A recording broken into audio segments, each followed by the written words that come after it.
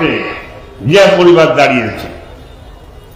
আজকে আমরা যারা রাজনীতি করি আমরা দেখছি বাংলাদেশে ফ্যাসিবাদকে বিদায় দিয়ে একটি গণতান্ত্রিক সরকার প্রতিষ্ঠা করে রাষ্ট্র ব্যবস্থাকে সংস্কার করার জন্য 31 দফা দিয়েছেন দেশনায়ক তারেক রহমান। এই 31 দফায় শ্রমিকের কথা আছে, কৃষকের কথা আছে, তাদের কল্যাণের জন্য কি কি করা দরকার, বিএনপি ক্ষমতায় গেলে কি কি করবে সেটি পরিষ্কারভাবে লেখা আছে। আমরা চাই সাধারণ মানুষের জনগণের ম্যান্ডেট নিয়ে আগামীতে যদি রাষ্ট্র ক্ষমতায় বিএনপি যায়, দেশনায়ক তারেক রহমান যদি বাংলাদেশের প্রধানমন্ত্রী হন, তাহলে 31 দফা বাস্তবায়নের মধ্য দিয়ে শ্রমিকের কল্যাণের জন্য শ্রমিকের শ্রম বান্ধব জাতীয় কর্মসূচি তিনি গ্রহণ করবেন। বিগত দিনে যেমন আমরা দেখেছি এই খুলনা অঞ্চল ছিল বাংলাদেশের শিল্পনগরী, খুলনাকে বলা হতো শিল্পনগরী। সেই শিল্পনগরীকে ধ্বংস করে দেওয়া হয়েছে, জুট মিলগুলো বন্ধ করে দেওয়া হয়েছে, কিছু কিছু জুট মিল ব্যক্তি মালিকানায় ছেড়ে দেওয়া হয়েছে। তারা নতুন করে ব্যাংকের থেকে লোন নিয়ে সেই কারখানাকে তারা বন্ধ করে দিয়েছেন। এইসব অনিয়ম লুটপাটের বিরুদ্ধে জাতীয়তাবাদী দল সবসময় সোচ্চার ছিল, এখনো আছে। আজকের এই শ্রমিক দলের দ্বিবার্ষিক সম্মেলনে আমি আপনাদেরকে আহ্বান জানাতে চাই, আমাদের প্রিয় নেতা রকিবুল ইসলাম বকুল, তিনি একজন শ্রমিক বান্ধব নেতা হিসেবে এই অঞ্চলের মানুষের পাশে দাঁড়িয়েছেন, তাদের সুখ দুঃখের কথা শুনেছেন, তাদের সকলের মাঝে একটি আশার সঞ্চার করেছেন।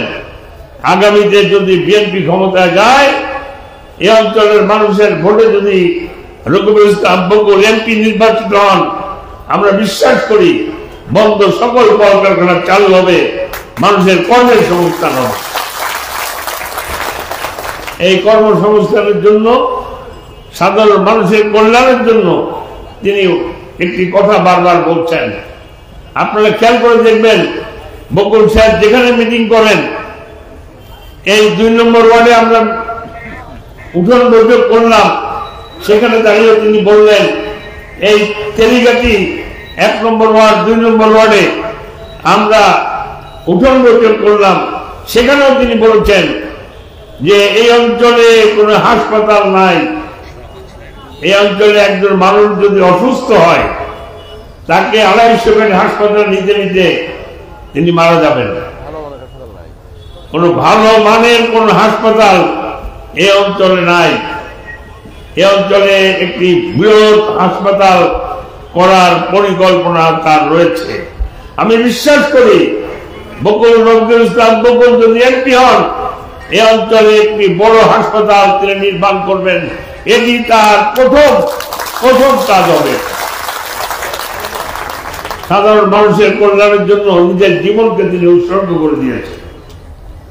আপনাদের সকলের, আমাদের সকলের দায়িত্ব হল দেশনায়ক তারেক রহমানকে, বাংলাদেশ জাতীয়তাবাদী দলকে, জিয়া পরিবারকে বাংলাদেশের মাটিতে বুক ফুলিয়ে সাহসের সাথে আমাদের সকলকে সমর্থন দেয়া।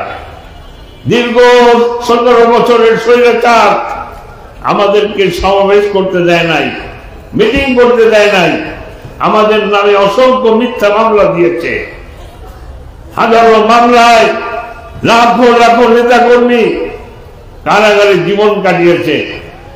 কিন্তু জাতীয়তাবাদী দলের নেতা কর্মীরা শেখ হাসিনার সাথে আপোষ করে নাই, লড়াই করেছে, লড়াইয়ের মধ্য দিয়ে হাসিনাকে বিদায় করেছে। কিন্তু কখনো আপোষ করে আওয়ামী লীগ করে না বিএনপির নেতা কর্মীরা। আমি এই কারণে আপনাদেরকে আহ্বান জানাতে চাই, আসুন, সামনে গণতান্ত্রিক সরকার আসছে, শুভ দিন আসছে, জাতীয় নির্বাচন আসছে।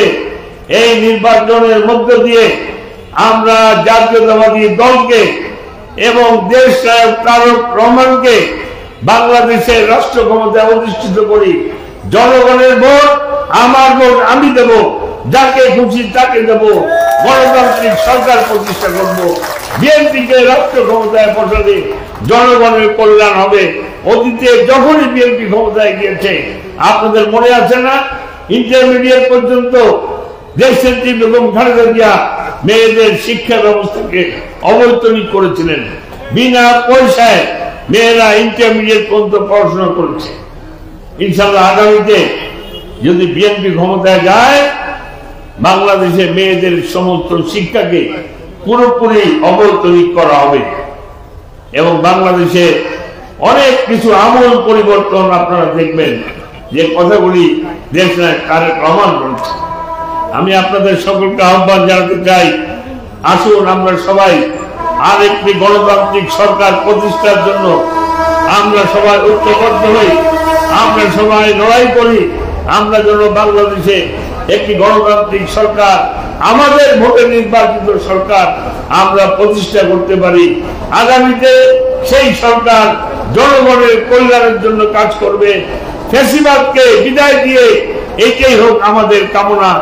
আজকের এই সম্মেলন সফল হোক, সম্মেলনের সুখ কামনা করে আমার বক্তব্য শেষ করছি। আসসালামু আলাইকুম।